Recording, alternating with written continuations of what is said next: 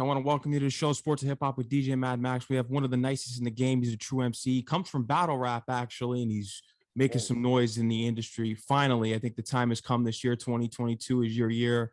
Bizzy Crook, welcome to the show, Sports and Hip Hop with DJ Mad Max, man. How's it going? Man, I appreciate it, man. Thank you for having me. Of course. I know you have big things planned in 2022. Is everything panning out so far, even though we're not even only a month in? Just getting started. Everything's going flawless, man. I can't complain, bro. It's all on God's time. Some big things on the way. I saw that you recently took a picture with Kanye West. You got some work with him on the way? Man, we putting it out there, man. We manifesting it out in the world. I met him at a New Year's party in Miami, and we got to chop it up for a bit. What did you guys talk about? I was drunk, so mostly drunk conversation. But yeah, man, it's my favorite. That's my favorite artist, and hopefully I can contribute to Donda too. We just put it out there in the universe. That's gonna be fire. It's gonna happen. Yeah, man. I know that you're on a positive wave here. I've read about your whole life story. We'll start from the beginning of you growing up in Miami. How was growing up in Miami? Because you lived in different parts of Miami as well, Fort Myers, and you had your time in Egypt. But how was Miami? Yeah. So I was born in Miami. I grew up in North Bay Village. Then I moved to Broward, where I spent a couple years in Miramar, and then we moved about 2 hours away to this place called Cape Coral, Florida. And I think all shaped who I am today, man. Definitely got the inspiration from Miami. I feel like I met my core friends in Miramar and Fort Myers, and Fort Myers just helped me aim for the stars, man. There wasn't much to do out there growing up. So I just took the time to perfect my craft and just hustle. Did you fall in love with hip hop before you went to Egypt? I think right after. Right when I came back. Yeah, right when I came back. Your father was a bodyguard for a royal family out there. Yeah, man. Yes. Shout out to the Alfasi family. And yeah, when I came back, I heard Eminem for the first time. My name is, yeah. And my big cousin who played it for me, I instantly looked at her and I said, yo, this is what I want to do. And that's how it started. I remember in school that week, we was talking about like what we wanted to be when we grew up. And all these kids are saying all different type of things. And like, I wanted to take my time. And I told the teacher, oh, can I answer it next week? And I wanted to come up with something really good. And then I went home that for the weekend and discovered rap music, and came back. And when I told her I wanted to be a rapper, she wasn't too fond and supportive. Being out there in Egypt and your father being the bodyguard for the royal family, that actually helped you get your deal because they had ties with a connection in a record label in Miami, and you'd eventually be sending them music at the age of 13. Yeah. So what it was, I think it was the Royal Dollar, right? Royal Dollar Records, exactly. So family of the royal family lived in Miami. Her nephews, Faisal Alfasi, he had a record label with this guy named Mello from Brooklyn, and they owned a record label called Royal Dollar. And my pops used to play to my music growing up, and they'd be like, "Oh, cool," and then and then finally when I was 16 years old, I sent the record I made after getting out of juvie, and it was like, yo, this shit is hard. And that's how we started rocking. How were you able to get yourself out of trouble? Because I read about what happened when you were younger with the incident. How were you able to get into that mindset of getting out of trouble and turning your life around? Because at the age of 18, you would sign your deal with Mona Scott. Yeah, man. All it took was one time, bro. I spent almost a month in juvie. I spent 3 weeks. And I knew, man, this ain't for me. There's no girls in here. So you feel me? I'm being told what to do. I'm being told when I can eat. And my girlfriend at the time, like, she left me and got with somebody else. So I'm like, oh, no, I can't do this. No. So I just got smarter and just felt more in love and more deep into the music. Your you're working with the Royal Dollar, you're sending them your music, you're with them. Ransom, you were reaching out to Ransom of the A-Team and helping him get signed to that label as well. Yeah. Well, that deal never went through, but they was like, yo, so what do you listen to? And I put them on to Ransom, who at the time was my favorite rapper. And they reached out, and Ransom, I was familiar. And that helped me build my relationship with Ransom. And it got to the point where, like, anything I sent Ransom, he would send me the verse right back. So, like, I was doing songs with my favorite rapper while still in high school. And it was all over all the mixtapes, all the Big Mike and DJ White Owl tapes. Rest in peace to DJ White Owl. I remember those tapes growing up. Yeah, man. R.I.P. Has some legendary mixtapes. He's not brought up enough. Right. Yeah. He's very underrated, DJ White Owl. Right. Yeah, he's a legend, man. He big moving piece in the mixtape era. 100%. When did you get into the battle rap scene? At what point? So I was battle rapping at the age of 16. So right when I got out of juvie, Cassidy was another one of my favorite rappers. And I really, for whatever reason, I really looked up to Philly rappers a lot, like Reed Dollars, Cicero, and the whole battle rap scene. So I'm like, all right, cool. Like maybe this would be my way in. So I started off with grind time battles. I'm driving throughout all of Florida, Jacksonville. I'm driving to Fort Lauderdale, Orlando to do battles. And I remember the first time I went to go meet Faisal from Royal Dollar, I had a battle that day. And I drove to Miami, man. This guy picked me up in a cherry Bentley with the soft top and took me to the club with Floyd Mayweather. I was 16 years old, like handed me a fucking bottle of rosé. And I'm like, man, fuck this battle rap shit. Like, I want to be a rapper. I want to make music. I want to make music for these clubs. And I never battled again. You only had 3 battles. Yes. Yeah, I did. I had 3. I had them take it down, but they're out there on the dark web somewhere. But you were able to transition into being a hip hop artist who releases songs, goes mainstream, gets records going. How was that transition for you? Because it's sometimes difficult for battle rappers to transition in that lane. And it's interesting to hear one that was successful at doing that, which is yourself. So what I think it was, I think I was a songwriter who turned battle rapper. I think battle rappers have harder times writing songs. So, my transition was kind of backwards. So, because I always wrote music as a form of expression. So when I started battling, I was just trying to like finesse my way into the game, using my resources. So that's why I think it was smooth for me. But I'm ready for any smoke and I can't wait to get in a beef with somebody, because I'll wrap circles around somebody just because that's part of my history. Drop an ether track on them. Yeah, exactly, man. I'm waiting for somebody to play. Growing up, since you mentioned the beefs and the diss tracks, what is your favorite battle between 2 famous rappers in which they were exchanging beef tracks? That's a fucking great question. I mean, it was a short battle, but one of my favorites was definitely 50 and Kiss. It was short. The whole D Block and going and 50 was hard. What else? For entertainment purposes, I loved the Eminem versus Benzino with Source Magazine. That was fun. Yeah, that was fun to watch. Obviously Hov and Nas, but I feel like everybody will say that. So that's too cliche. Yeah. Exactly. Yeah.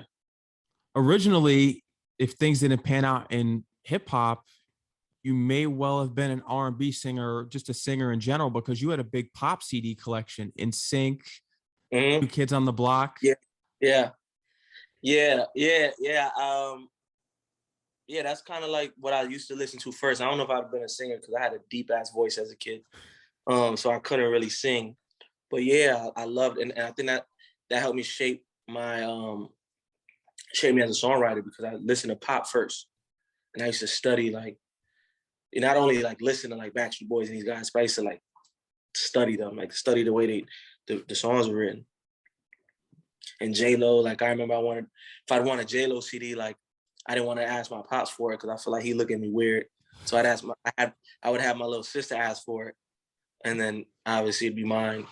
But yeah, I would just study the music, man. I would study the melodies and the words. And that would help you to be a songwriter. How did you get connected with Mona Scott? For people that don't know. Yeah, so me and Mona Scott linked through my man Don Quan. Shout out to Don Quan. He's a big Brooklyn legend. I met Don Quan through Mello, who was Faye's partner in Royal Dollar. Yeah, so me and Mona Scott, we got started before she was doing Love and Hip Hop. This is my 12th grade year in high school. And yeah, Mona was too intense for me, man. I was still, you feel me? She was like, Mona didn't play. She didn't fuck around. She believed in you. Yeah, no, she definitely believed. She definitely believed. I don't know if I believed in myself the way she believed in me at the time, which is why I really didn't work out. I don't think I was ready. But definitely shout out to Mona Scott. Happy to see her doing well. With your depression state, do you feel as though that you're fully recovered from it? Because we've heard the album Before I Jump and just everything that you've gone through in the past with addiction, the ecstasy, and overcoming that. Yeah. How's your state of mind right now in 2022? I'm good. That's a great question. Good. Yeah. I think depression, man, even when it goes away, it's dormant. You feel me? I think it's like we just got to keep fighting. I think it's a long hill battle. Like 2021 was my most financially successful year ever. And you know, we kind of took a few L's at the end, and you know, I caught depression coming back. And you know what happens is your mind, your mental gets stronger after, and you know, you're able to fight it off. You know, but you know, the thoughts is always, they're just dormant. Yeah. But in a good space right now, man. I'm focused. Just hired a spiritual coach to help with that. You know, sometimes we need help. I understand what you're going through, because I went through some rough patches last year in my life, because this entertainment industry, that's just what comes with it.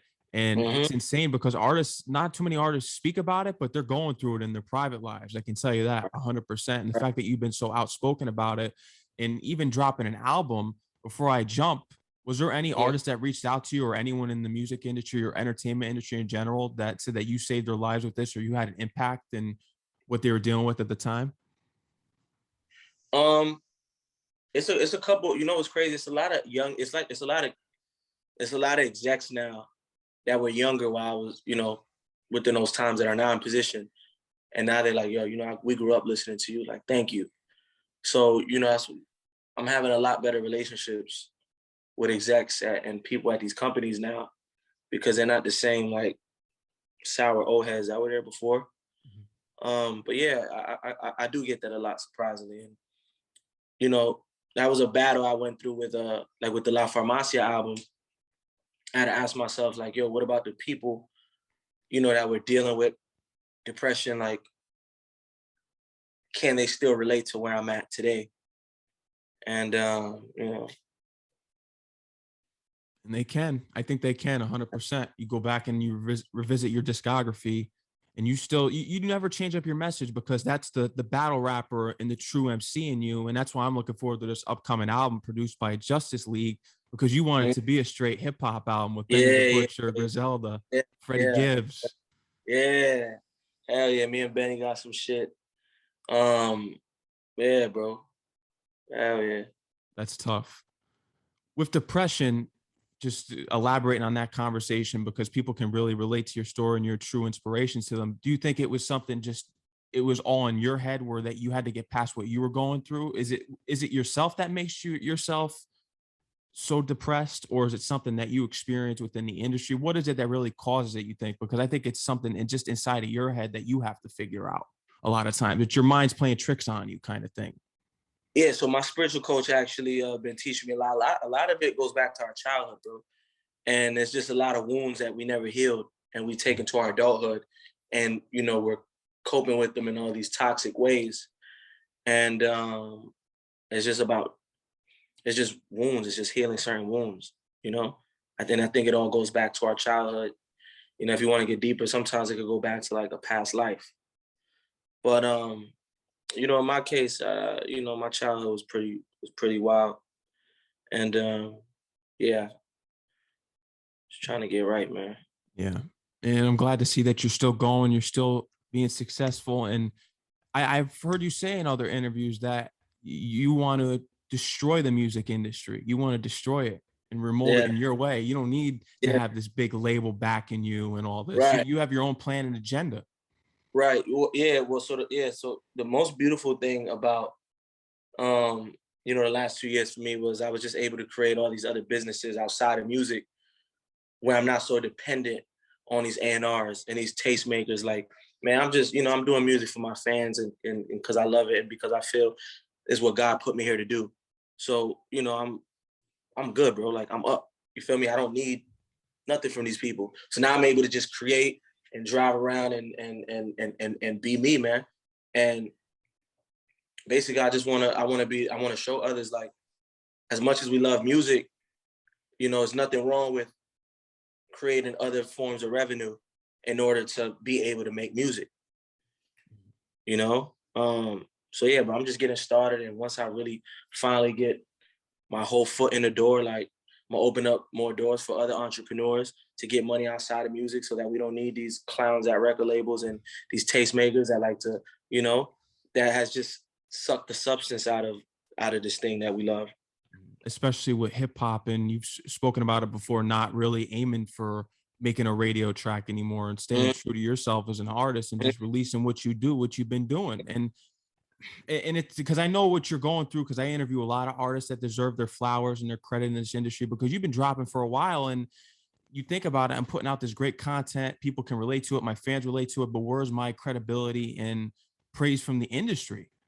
And I think that's what gains on an artist. And a lot of people, a lot of times artists will tap out and you haven't tapped out. And that's important. Right. Yeah. Yeah. It's crazy. That's one of the things people tell me, man. Like, yo, this is proof of like when you don't stop.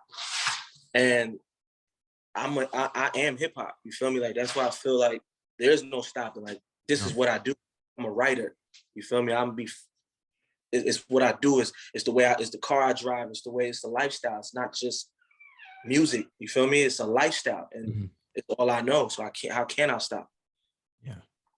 Like I feel like when people stop, it's because they were doing it for the wrong reasons. Mm. You know? I know you've moved around just not just Egypt, but around the United States as well. Your time in LA, Brooklyn. Mhm. What was the most life-changing move besides Egypt that would help your career out in the United States?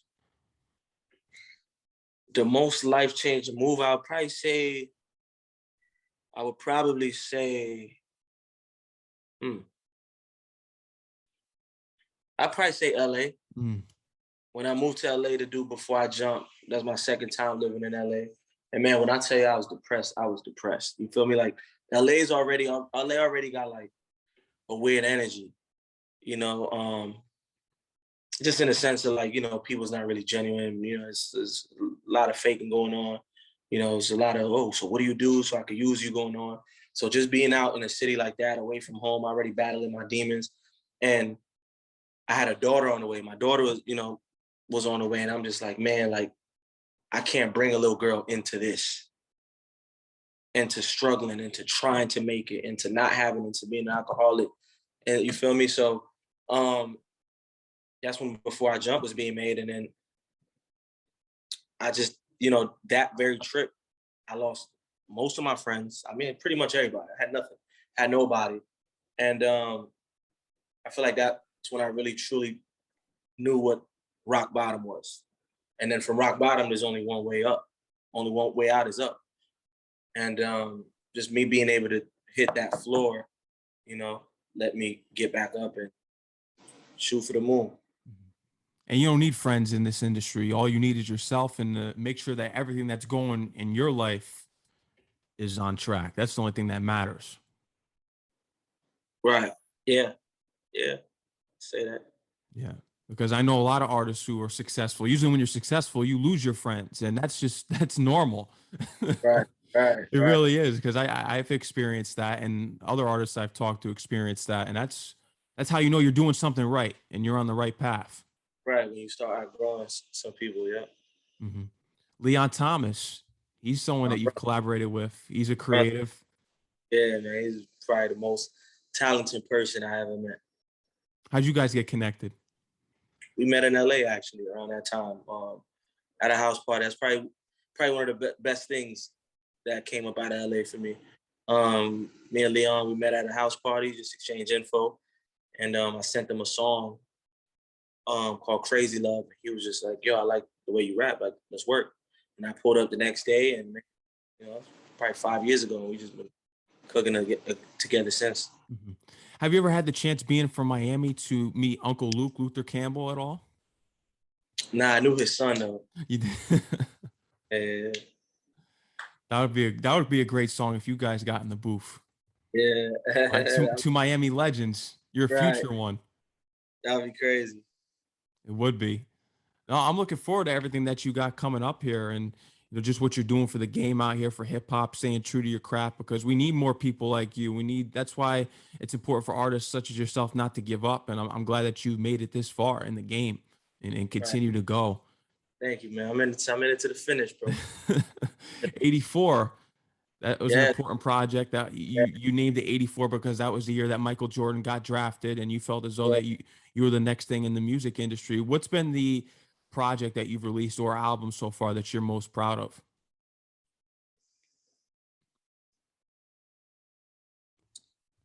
The album I'm most proud of, man, right now I would say La Farmacia. La Farmacia, just because it allows me to see my growth. And it just allows me to see all the things that I've manifested on other albums that are here in the physical today. That's an important one. La Farmacia is me, like, I'm free. You feel me? Like, the chains is off. Like, I've defeated most of my demons. And, it's a chapter we're in. Definitely. Dios Mios, the remix with French Montana. Someone played him the record, he heard it, and then all of a sudden he said, let me get on that remix. Yeah, shout out to French, man. Shout out to French. Shout out to Coke Boys. Yeah, we shot that out in the Bahamas. I spent quite some time with French and the Coke Boys, man. They actually brought me into Islam. Wow. In the Bahamas. Took my shahada with French there. That's crazy. Yeah. Insane. How's been the tour experience throughout your career? Made in America, you've been on tour with Kid Ink, Wale. How's been the tour experiences for you? Yeah, touring. I love touring, man. I love touring. Hopefully this COVID thing relaxes. I mean, or we just adapt to it and tours open back up. Yeah, it was touring is dope. Exciting. You're gonna have some tours on the way soon with an upcoming project. Yeah, definitely. We're putting together a show in New York next month. I'm gonna be at SOBs. We'll announce everything else. It's gonna be tough. I know you're working on a new project, that especially the album produced by Justice League. Is that going to be the new release? Yeah. It's called Saint Lazarus. Saint Lazarus. Lazarus, yes, sir. What's the meaning behind the title? Number one, my name is Lazaro. Okay. And just the story of Lazarus from the dead, and that's what I feel like happened to me. And in Santeria, that's also my saint, Saint Lazarus. And Saint Lazarus is the saint that my mother prayed to come to this country, and she promised him that if she had a son, she would name him after him. So I just feel like Saint Lazarus is very important in my life. It's spiritual. I feel as though, do you have a feeling inside yourself that 2022 is your year? Because I think so. I mean, I just feel like that shit is, cliche. Oh, this year is my year. I feel like every year is my year. And, listen, as long as I get healthier and happier and richer than I was last year, that's all I'm aiming for, bro. I see big things coming for you, especially this year, because you've been putting in a lot of work for years, and then French Montana hopping on your track, and then you're in a room with Kanye, but you've been in a room with Jay-Z, and you were in awe when you met him, because this is someone that you grew up listening to, but you've been working for years. Right. Yeah, man. Seeing guys like Jay-Z and Kanye, like fucking rare Pokemon, you feel me? Like, And I have not been drunk. I probably wouldn't even say nothing to you. You know, these are like, I didn't grow up watching like Spider-Man or Superman. Like, these were my heroes. Yeah. Yeah. How was your time with PayUp? PayUp. Oh man, yo, you're good. You're good. Shout out to the PayUp game. Yeah, that was my first rap crew. That was my yeah, man, these was elite MCs in the city, man, and they was already popping. And when I moved out there, you know, I remember being like, yo, you know, this is like, I want to be like, my dream is to be part of this collective. And I did, and you know, we had an amazing run together. You're inspired by Dipset, so I'm not surprised that you were in a collective early on. Yeah, man, these were MCs. I was the youngest one, so I had to really, you know, I had to really step up. So shout out to PayUp, shout out to Andre the Saint. He just sent me a record to jump on. And yeah, man. Bizzy Crook, is there anything else you would love to let the audience know? Any more announcements you need to make? Anything you have to promote here, man? Man, just make sure y'all go tune into La Farmacia. You know, I appreciate everybody on the journey, old and new. I appreciate you, Max. I appreciate the questions. And yeah, man, let's get it, man. 2022, man. Let's make this our year. Yeah, man, for sure. 2022 is our year, your year. You have a lot on the way here. I'm looking forward to the upcoming album. It's going to be one for the ages for hip hop, because I know it's going to be a true hip hop album with lyricism, because you're always putting the lyrics on there, but now you made that statement. You made it official that this is the real rap album. Right. Let's do it, man. We here. That's why we here. Yeah. Bizzy Crook, I want to thank you again for coming on the show, man. Anytime you want to come on, you're always welcome. I'm looking forward to the upcoming album, the upcoming performances that you have, and seeing what you achieve in your future in this industry, man. Mad love, Max. Mad love. Appreciate you, boy. For sure. And they can follow you on Instagram and Twitter at Bizzy Crook. Yes, sir. Bizzy Crook. All right, man. Enjoy the rest of your night and stay safe, all right? All right, peace, gang. Let me know whenever you're in Miami, bro. For sure. 100%, man. I look forward to it. Tap in.